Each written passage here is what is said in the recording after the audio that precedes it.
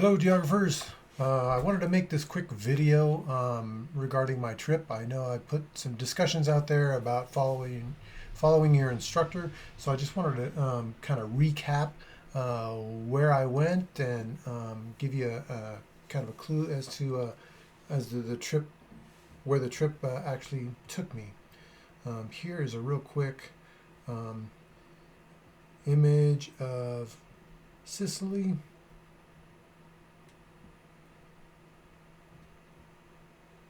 There, and you can see all my photos that I took along the way.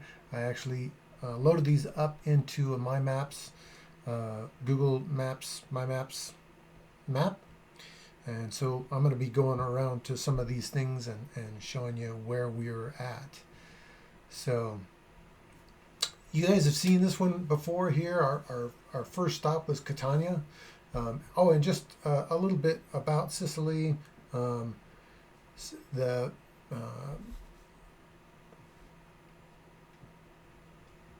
So when it comes to Sicily, you'll see this icon a lot here, and it was all over Sicily. And basically, this is like the head of a Medusa with some wheat, with wings and wheat coming out of the head, and then three legs. And these three legs really refer to the three um, uh, landforms of the Sicilian island, um, which are the capes. And so if I go back to the map here, you'll take a look. We can take a look at the of Sicily, and you can see the three capes. From a geographic standpoint, here's one of the capes down here, one of the capes up here, and one of the capes over here. From a geographic standpoint, those capes are like large kind of bluffs that come down and fall into the water. So it's an area of land that actually steeply goes back down into the water and into the ocean. And you'll see this in Cape Town, South Africa as well. But anyway, that's a little bit about the Sicilian flag and icon of Sicily, and then kind of uh, what this island looks like. Parco del Etna is right up here, and so we start out in Catania here, and from there we went ahead and moved on down the coast and then across the southern portion over to Agrigento, and then on up to Palermo, and then west all the way over to Trapani and Scopello. So let's see here. So this is Etna, and the amazing thing about Etna is that it's actually one of the world's most active volcanoes. You can see it smoking here as it just recently had erupted. But this is Etna as seen from kind of south of Catania. Etna is 11,165 feet in elevation. And this actually goes all the way down to sea level at its base. So to put that in perspective, the San Francisco Peaks here around Flagstaff, the top of that is at 12,633 feet. And the base of the San Francisco Peaks start at 7,000 feet. So we've got a 7,000 foot rise, or 5,000 foot rise here at the peaks, compared to an 11,000 foot rise on Mount Etna.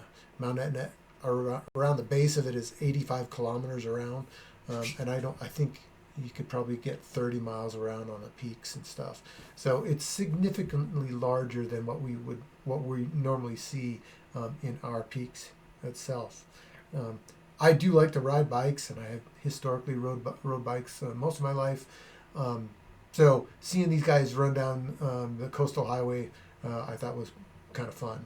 And the Sicilians and Italians in general just take bike riding very seriously, and these these were mostly older gentlemen and stuff, but they were ripping along.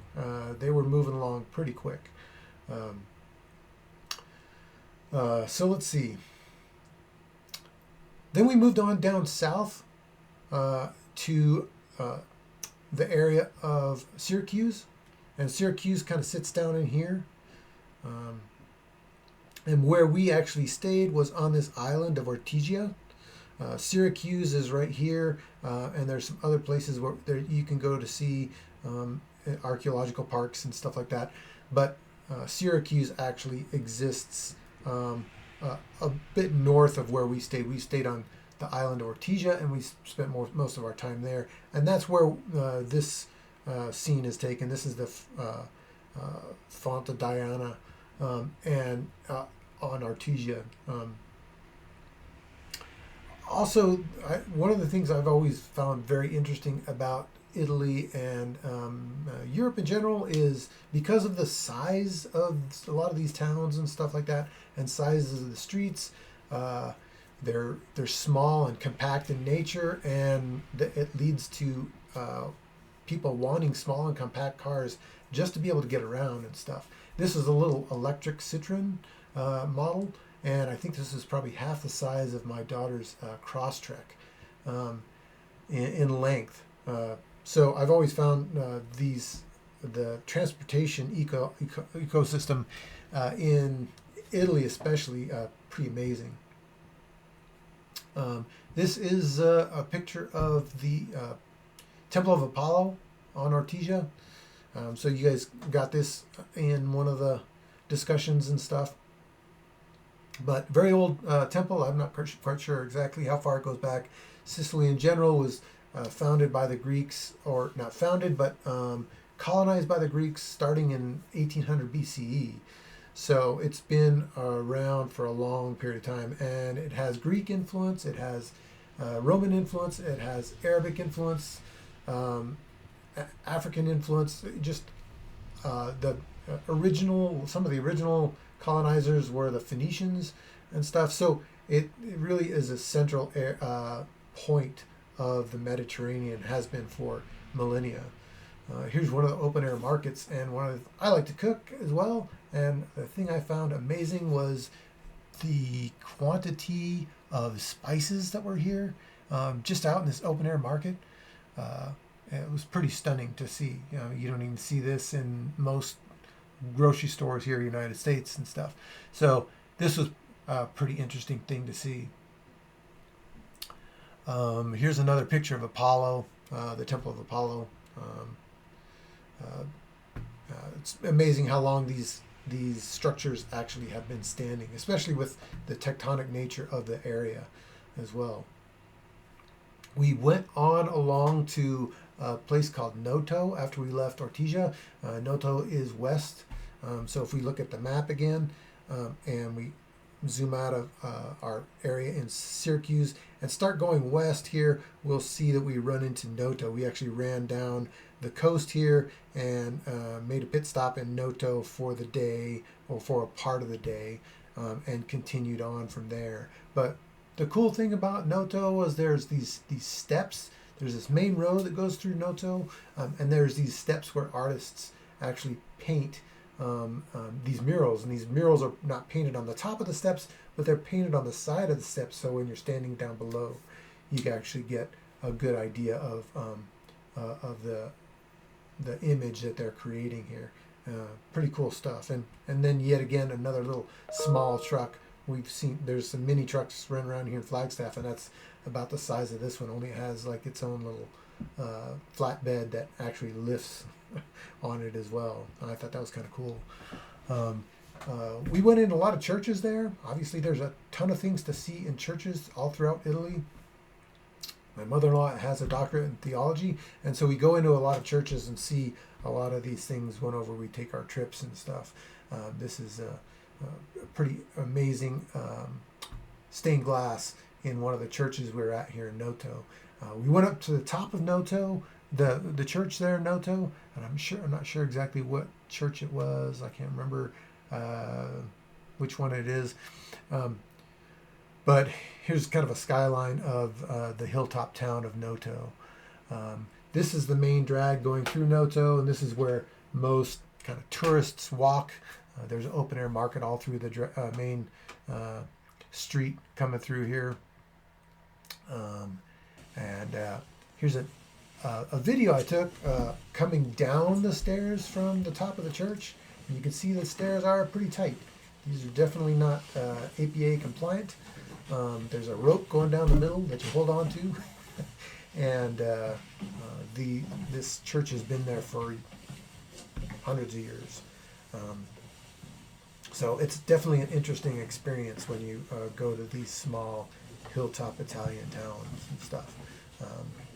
Some of these stairs look like they're not going to hold you or even fit your foot, but they did.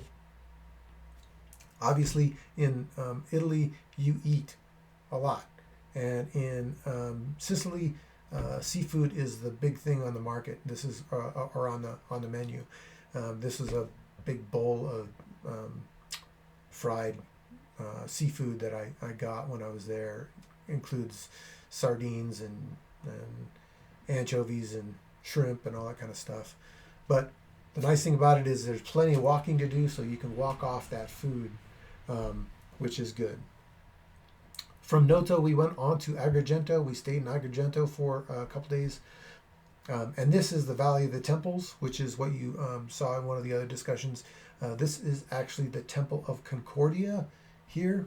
And some of the temples in this area are more well preserved than they are in Greece, which is pretty cool to see.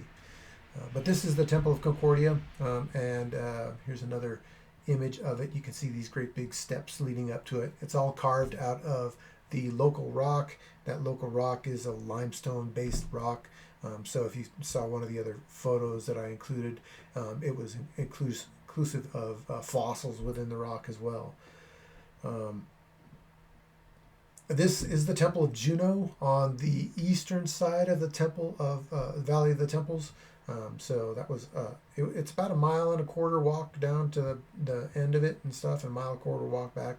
But that was a very interesting place to go, and someplace that I think everybody should probably try and go if they make it to Sicily.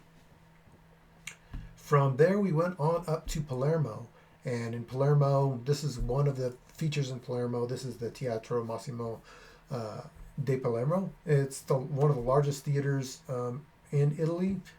At one point, I think it was the largest theater in Italy.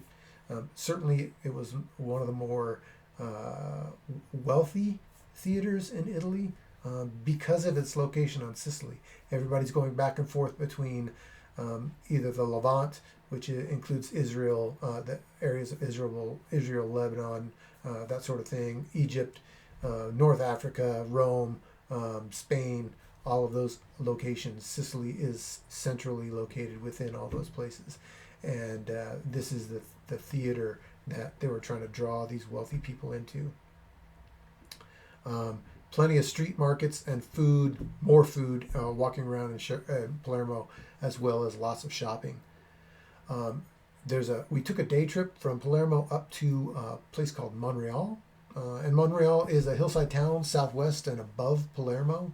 If we go back to our map here, catch us up. We went all the way west here to Agrigento, and we stayed in and around Agrigento. We actually stayed in this location here, but the Valley of the Temples is here. From there, we went on up to Palermo, which is north of it, and for some reason it's not loading up my map here. There it is. So Palermo is here, and Monreale is up the hillside from Palermo, in this area here. So we went to Monreale, and in Monreale there was a large church there, the Duomo of di Monreale. It's a Byzantine church, similar to the one that's in Ravenna, but in this. The interesting thing about this Byzantine church, in Byzantine church, all of this art is made out of mosaics. small little tiles, probably an inch in size or smaller, that make up this imagery. Um, that's the Byzantine method of art. Uh, this church has Christian, Orthodox, and Arabic influence involved in it, and you can obviously see the Christian influence here on this image right there. That is all 24 karat gold around it. There was approximately 250 kilograms of 24 karat gold leaf embossed on some of these small tiles that this art was made up of. And this was probably the most amazing church one of the most amazing churches I've ever been into, because of its influence by these three religious cultures. We took a trip to the top. Here's a view of the top of the church, and you can definitely see some of the Arabic influence here.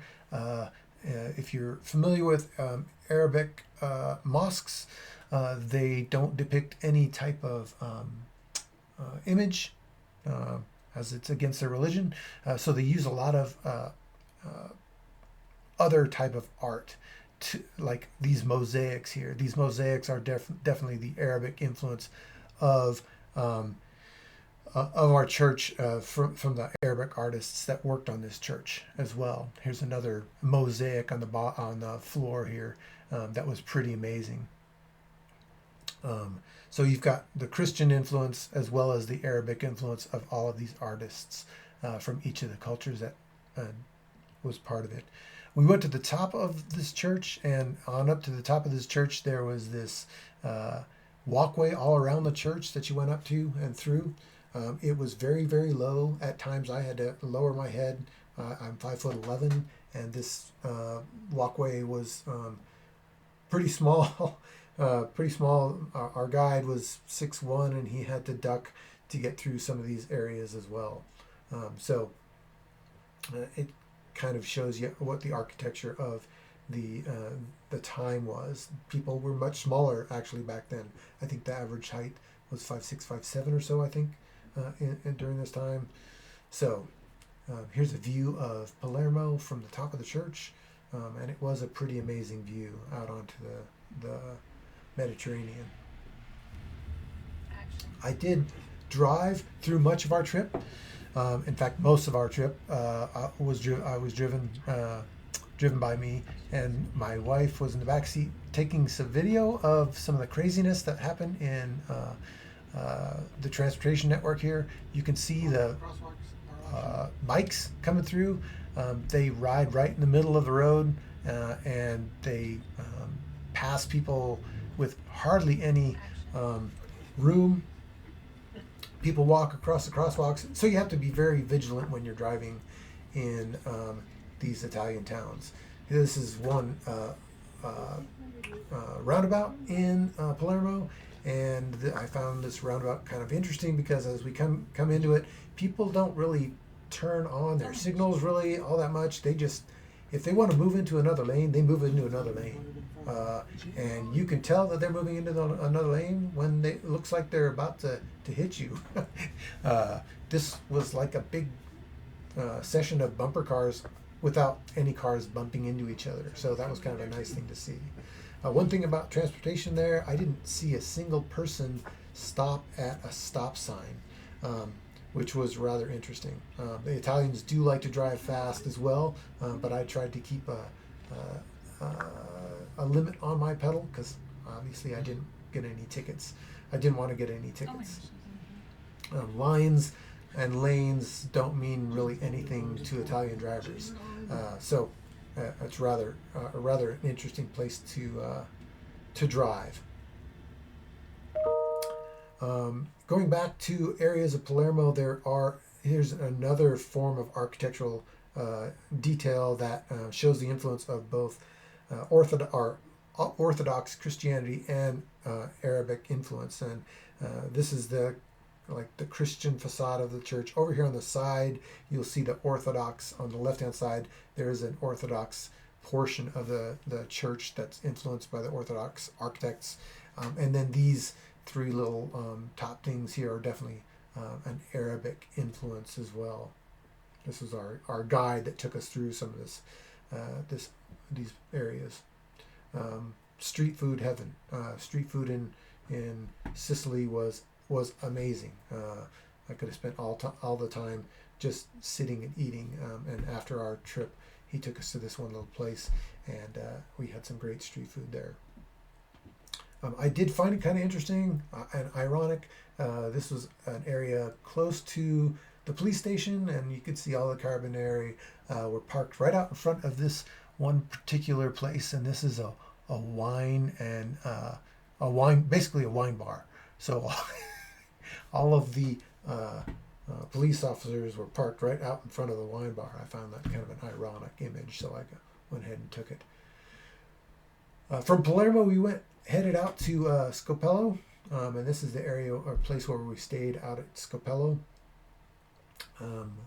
Luckily, my brother-in-law paid for this place, and so we had a place to stay when we were out there. It was for his 50th birthday, so we were just happy to be there and spend some time with him. From Scopello and from this area on the coast, we went west to Trapani, and in Trapani, I guess is the way you spell it or say it. We passed a lot of marble quarries. This area was very active as far as marble quarries were concerned. And you can see this is an active quarry here. You can see the dust coming up, but all this area is cut away for marble and travertine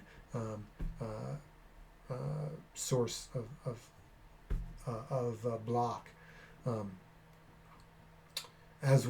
There are areas in Trapani that we saw that were of heavily Jewish influence. There was some spots that you can see here. You can see the Jewish star in a couple of locations in this particular church, this Christian church. So you could see there was Jewish populations in Trapani all the way back into ancient times. Here was the area that you could see all of these quarries from on this hillside, going back to Scopello. We took a day trip to Segesta, an archaeological park in Segesta, which also included these kind of fun, interesting renditions of modern art from some of the stories, some of the Greek stories you might see, Trojan War, that type of thing. But this is a temple that was there. I can't remember exactly what temple this was. Apparently this temple was never quite finished, but it was, most of the stuff was built in the 5th and 6th century BCE, and it still continues to stand.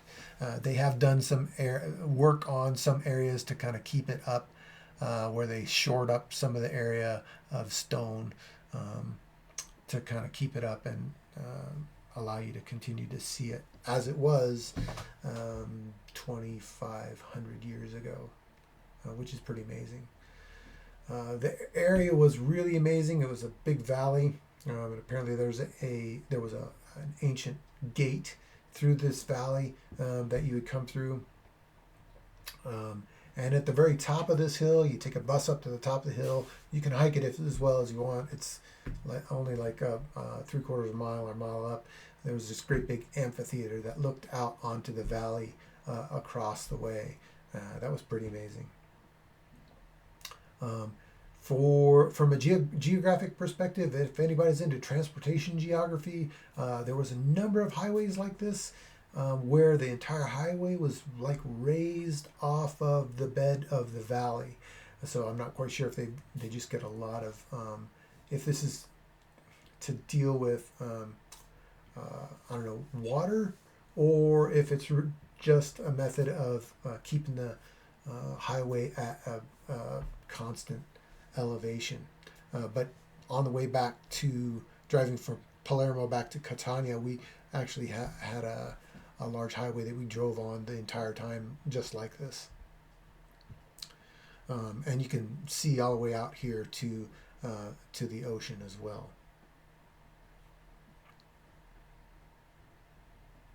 Here's a little bit more of the valley that was also being farmed as well.